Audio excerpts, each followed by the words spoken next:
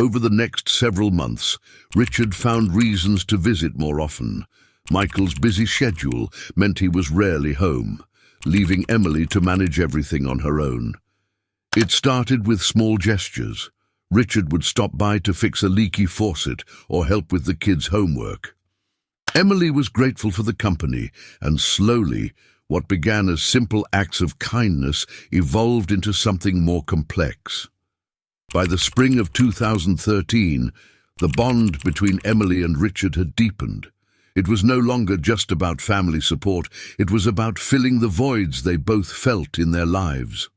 Richard found comfort in Emily's presence, and Emily, in turn, began to look forward to Richard's visits more than she should have. They had shared moments of quiet, of conversation, where the lines between father-in-law and daughter-in-law began to blur.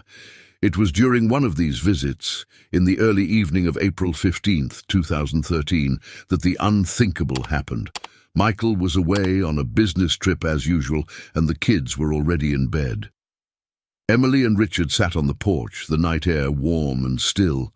They talked about everything and nothing, about Richard's time as a sheriff, about how much they both missed his wife, about how lonely they felt. "I never expected to feel this alone," Richard admitted, his voice barely above a whisper. "Losing her, it broke me in ways I didn't think were possible." Emily nodded, her own heart aching with loneliness. "I know what you mean. He's a good man, but sometimes I feel like I'm just here, waiting for him to notice me." Richard reached out, placing his hand gently over hers. The touch was innocent, but it lingered a second too long. Their eyes met, and for a moment, time seemed to stop. There was a shared understanding between them, an unspoken acknowledgement of the connection they had been dancing around for months. That night, the boundary they had so carefully maintained was crossed. It began with a kiss, hesitant at first, but it quickly spiraled into something neither of them could take back. The affair had begun. But in the quiet town of Willow Creek, where everyone knew everyone else's business, secrets never stayed hidden for long. The Adams family was about to face a reckoning that would tear them apart. In the weeks following that fateful night, Emily and Richard's secret affair deepened, quickly spiraling out of control. At first, there was hesitation, the weight of guilt hanging over every stolen glance, every forbidden touch. But as time passed, the thrill of their secret encounters overshadowed the guilt, driving them into an increasingly dangerous game of deception. Emily's once vibrant spirit had returned, but it wasn't because of her marriage. She was no longer the lonely housewife, but a woman caught up in the excitement of something that felt like love, though deep down she knew it was anything but. Every time Michael left for work or stayed late at the office, she found herself thinking of Richard. And Richard, too, was consumed by thoughts of Emily. What had once been a quiet connection built on shared loss had morphed into a passion that neither of them could control. They were careful, of course. They had to be. Willow Creek was the kind of town where rumors spread like wildfire, and the smallest hint of scandal could ruin lives. So they met in secret, at Richard's house when no one was around, or in the early hours of the morning when the world was still asleep. They spoke in whispers, always watching the clock, knowing that every moment they spent together was borrowed time. But as careful as they tried to be, the strain was beginning to show. Michael had always been perceptive, and over the past few months he had begun to notice subtle changes in Emily. She was more distant, more guarded, and there were moments when she seemed to drift away, lost in thought.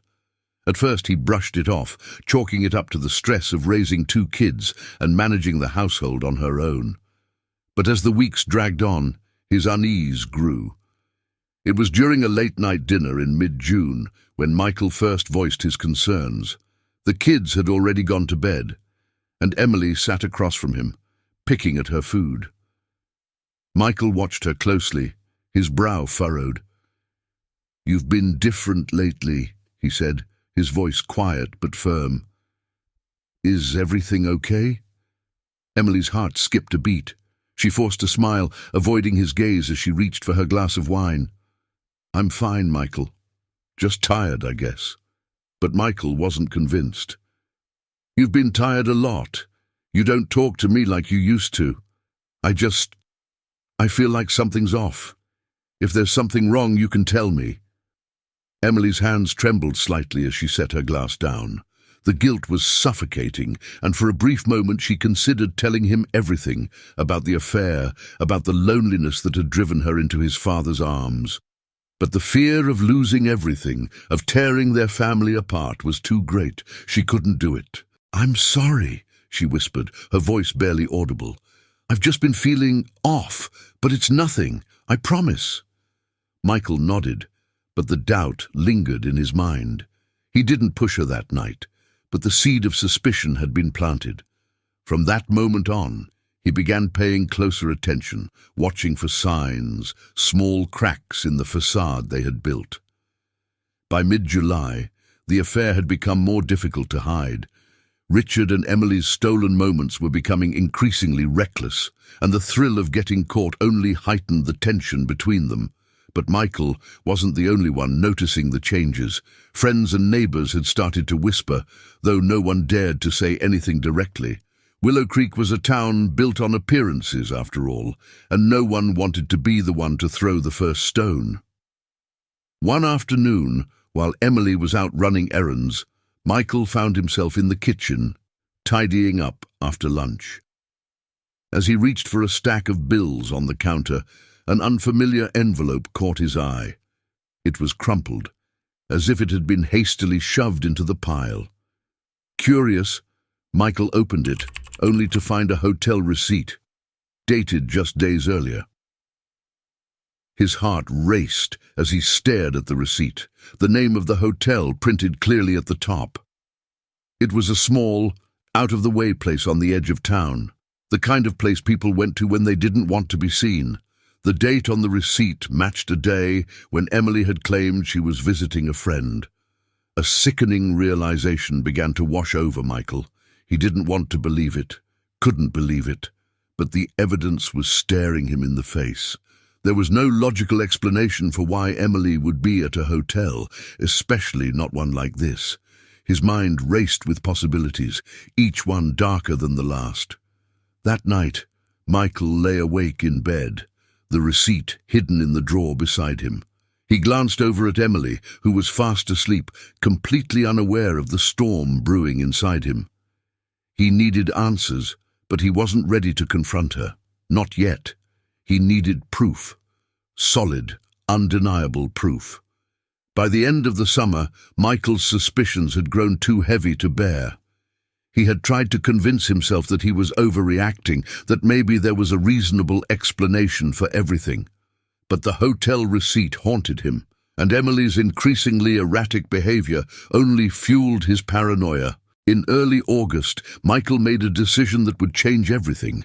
He hired a private investigator, an old friend from his college days who had built a reputation for uncovering the truth, no matter how painful it might be. The investigator, Mark Simmons, promised discretion and thoroughness. He didn't ask too many questions, sensing the emotional weight behind Michael's request. "If there's something going on," Mark had said, "I'll find it." For the next 2 weeks, Mark followed Emily, documenting her movements. Michael tried to go about his daily life, but the anticipation gnawed at him. He hated himself for doubting Emily, for suspecting her of something so terrible, but he couldn't shake the feeling that everything was about to come crashing down. Then, on the morning of August 22nd, Michael received the call that would confirm his worst fears. Mark had found the proof: photographs, detailed records, and a timeline that painted a clear picture of what had been going on. Emily wasn't just having an affair, she was having an affair with Richard, Michael's own father. The revelation hit Michael like a sledgehammer. He felt sick, dizzy, as though the ground beneath him had shifted. His entire world had been turned upside down, and the people he trusted most had betrayed him in the worst way possible. He didn't know how to process the pain, the rage, the humiliation. All he knew was that this wasn't going to end quietly. The once perfect Addams family was about to implode, and Michael was ready to confront the storm head-on. The day had come. Michael couldn't hold back any longer. The rage boiling inside him had reached its peak, and there was no turning back. That evening, with the kids at a friend's house and the sun setting over Willow Creek, Michael made his move. He entered the house, his mind focused, emotions steeled. Emily was in the kitchen, her back to him as she prepared dinner, completely unaware of the storm about to descend. The tension in the air was suffocating. "We need to talk," Michael said, his voice cold. Emily turned, startled by the icy tone in his voice. She saw the look in his eyes, the look of a man who had discovered everything. Her heart sank, and for a moment she was frozen in fear. "Michael, she began, but he cut her off. "Don't," he snapped, pulling out the envelope of photographs the private investigator had given him. He tossed them onto the table in front of her. "Explain this." Emily's eyes widened as she saw the damning photos of her and Richard embracing outside the motel. Tears welled up, but she knew it was too late. There was no escaping the truth now. "I'm sorry," she whispered, her voice trembling. "It wasn't supposed to happen. I never wanted to hurt you." Michael's fists clenched at his sides, his knuckles white. "You didn't just hurt me, Emily. You destroyed our family. With him, of all people, my father." Before Emily could respond, the front door creaked open. Richard stepped inside, unaware of the confrontation already underway. The moment he saw the fury on Michael's face, he knew. Michael turned to face him, his chest heaving with rage. "You!" Michael shouted, advancing toward his father. "How could you do this to me? How could you betray your own son?" Richard stood frozen, his face pale. "Michael, But there was no time for explanations. In a blind rage, Michael lunged at Richard, grabbing him by the collar and shoving him against the wall. Emily screamed, rushing forward to pull them apart, but the damage was done.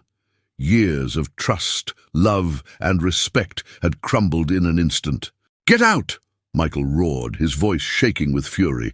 "Both of you, I never want to see either of you again." Emily sobbed, pleading with Michael, but he wouldn't hear it. The betrayal had cut too deep. As Richard and Emily gathered their things and left the house, Michael collapsed onto the floor, his body shaking with sobs. The life he had once known was gone, shattered by the people he had trusted most. In the quiet of the empty house, the weight of what had happened settled over him. There was no going back now. The Addams family, once admired by all of Willow Creek, had been torn apart, their secrets laid bare for the world to see. And Michael, left alone in the wreckage, knew that nothing would ever be the same again.